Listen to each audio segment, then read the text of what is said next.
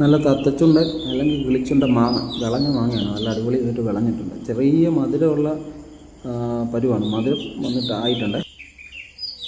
ഇത് നമുക്ക് ഇത്തിരി വലിപ്പം കൂട്ടിയിട്ട് അതിൻ്റെ കറുത്ത തൊലിയെല്ലാം ചെത്തിക്കളഞ്ഞിട്ടേ ഇത്തിരി വലിപ്പമായിട്ട് നമുക്കത് ചെത്തിയെടുക്കണം. അത് ചെറിയ കഷ്ണങ്ങൾ, ചെറുതല്ല, അത്യാവശ്യം വലിയ കടുക് മാങ്ങയുടെ വലിപ്പമല്ല, അത്യാവശ്യം വലിയ രീതിയിൽ അത് ഉണക്കാനുള്ള, ഉണങ്ങിപ്പോയി കഴിഞ്ഞാൽ തീരെ ഉണ്ടാവില്ല. ചെറുതായിട്ട് അരിഞ്ഞാൽ ഇതുകൊണ്ട് അത്യാവശ്യം വലിപ്പത്തിൽ കഷ്ണിച്ചെടുത്തിട്ടുണ്ട്. എന്നിട്ട് അതിലേക്ക് ഉപ്പ്, മഞ്ഞൾപ്പൊടി, പിന്നെന്താ കായപ്പൊടി, ഉലുവാപ്പൊടി ഇവയെല്ലാം ചേർത്തിട്ട് നല്ലോണം ഇളക്കണം. നല്ലോണം ഇളക്കി ഏകദേശം എനിക്ക് തോന്നുന്നു രണ്ട് ദിവസം മതി. നല്ല വെയിലത്ത് വെച്ചിട്ട് ഉണക്കണം. ഒത്തിരി ദിവസം വെക്കല്ലേ, അത് കട്ടിയായിപ്പോവും, ഒത്തിരി കട്ടിയായിപ്പോവും.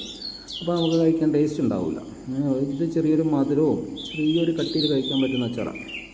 അങ്ങനെ ഇത് 2 ദിവസം വെയിലത്ത് വെച്ച് ഒന്ന് വെള്ളമെല്ലാം അതിൻ്റെ പോയി ഒരു ഡ്രൈ ആക്കി എടുക്കണം. കണ്ടോ, ഈ പരുവത്തിൽ എടുക്കും.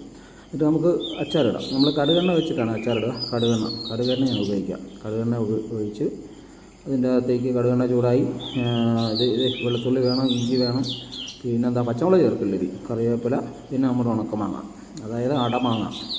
കടുക് പൊട്ടി വരുന്നുണ്ട്. കടുക് പൊട്ടിയതിന് ശേഷം എന്താ ചേർക്കുക, ഉലുവ ചേർക്കണം. ഉലുവ, കടുക് പൊട്ടിയതിന് ശേഷം ഉലുവ ഇട്ട്, ഉലുവ കഴിഞ്ഞ് ഉണക്കമുളക് അത്യാവശ്യം മൂത്തതിന് ശേഷം നമ്മൾ കറിവേപ്പില ഇടണം. പച്ചമുളക് ഇതിൽ ചേർക്കത്തില്ലേ, കറിവേപ്പില ഇട്ടു. ഇഞ്ചി ചതച്ചത്, പിന്നെ ഇനി അടുത്ത വെളുത്തുള്ളി ചേർക്കണം. ഇഞ്ചി ഏകദേശം മൂത്ത് വരാൻ നേരം നമുക്ക് വെളുത്തുള്ളി ചേർത്ത് കൊടുക്കാം. വെളുത്തുള്ളി നല്ലോണം മൂക്കണം. ഈ അച്ചാർ ഒത്തിരി ദിവസം ഇരിക്കുന്ന അച്ചാറാണ്. എനിക്ക് തോന്നുന്നു ഫ്രിഡ്ജിൽ വെക്കണ കുറേ നാളിരിക്കും. ഇത് ഫ്രിഡ്ജിലല്ല, പുറത്തിരുന്നാലും അത്യാവശ്യം കുറേ നാളിരിക്കും. എന്നിട്ട് വെളുത്തുള്ളി മൂത്ത് നമ്മൾ കാശ്മീരി ചില്ലി പൗഡർ, നല്ല കളറാണ്, കാശ്മീരി ചില്ലി പൗഡർ, ഉപ്പ് ഇവയും ചേർത്ത് നന്നായിട്ട് ഇളക്കിയെടുക്കണം. ഇളക്കിയെടുത്ത് അത് മൂത്ത് വരുന്നുണ്ട്. മുളക് പൊടി നല്ലോണം മൂക്കട്ടെ. നല്ലോണം മൂത്തതിന് ശേഷം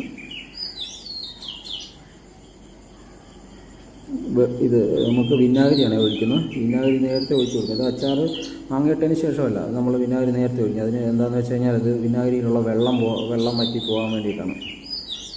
ഇനി നമുക്ക് മാങ്ങ ഇടാം. മാങ്ങയിട്ട് നന്നായിട്ട് ഇളക്കി ചേർക്കണം. ഈ അച്ചാറിന് ഒരു മധുരവും പുളിയും എല്ലാം കൂടെ ചേർന്നിട്ടുള്ള അച്ചാറാണ് അടമാങ്ങ അച്ചാർ. നല്ലോണം ഇളക്കിയെടുക്കുക. ഇളക്കി നല്ലോണം മുളക് പിടിച്ചതിന് ശേഷം അതിൻ്റെ അകത്ത് കായപ്പൊടി ഇടുക. അത്യാവശ്യത്തിൽ കൂടുതൽ കായപ്പൊടി ചേർക്കണം. നല്ല മണം കിട്ടും. ഇത് കുറേ നാൾ ഇരിക്കണ്ടല്ലേ, ഉണ്ടോ, നല്ല ഡ്രൈ ആയിട്ട് കായപ്പൊടി ചേർത്തു. നല്ലോണം ഇളക്കട്ടെ.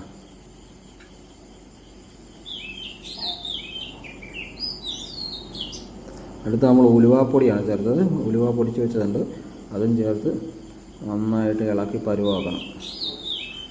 നല്ല പോലെ ഇളക്കി നമ്മുടെ ഉണ്ടോ ഈ പരുവാകുമ്പോൾ ഇളക്കി നമ്മുടെ അച്ചാർ റെഡി ആയിട്ടുണ്ടേ. എങ്ങനെയുണ്ട്, കൊള്ളാവോ?